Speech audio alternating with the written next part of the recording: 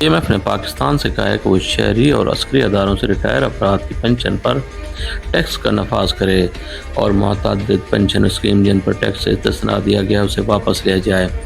IMF کا وفد جمعرات کے روز خاموشی سے اسلام آباد پہنچا، جہاں وہ قرض کے سلسلے میں حکومت پاکستان سے بات چیت کرے گا۔ واضح ہے کہ IMF کی جانب سے پنشن لینے والے افراد پر ٹیکس کے نفاذ ان بہت سی تجاویز میں شامل ہے جو ادارہ چاہتا ہے کہ آنے والے بجٹ میں شامل کی جائیں۔ اس کے علاوہ ادارے کا مطالبہ ہے کہ پاکستان مجموعی پیداوار کی 0.5% مزید محصولات جمع کرے، جس کا مجموعی حجم 600 ارب روپے بنتا ہے، اور یہ ٹیکس تنخواہ دار اور کاروباری طبقے سے وصول کیا جائے گا۔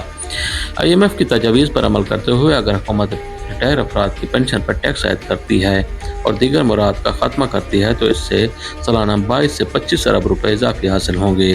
IMF اور حکومت پاکستان کے درمیان آج جمعے سے مذاکرات کا آغاز ہوگا۔ ذرائع کے مطابق ان مذاکرات میں 2 مختلف بیل آؤٹ پیکج پر بات چیت ہوگی۔ IMF پاکستان کے مشن کے سربراہ آئندہ ہفتے پاکستان کا دورہ کریں گے۔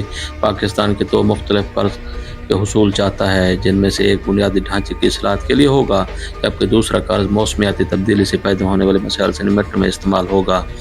2 روز قبل وزیر خزانہ محمد اورنگزیب کا کہنا تھا کہ IMF سے نئے قرض کے حجم اور اس کی مدت کے بارے میں ابھی حتمی معاملات طے نہیں ہوئے، تاہم جلد ہی اسے حتمی شکل دے دی جائے گی۔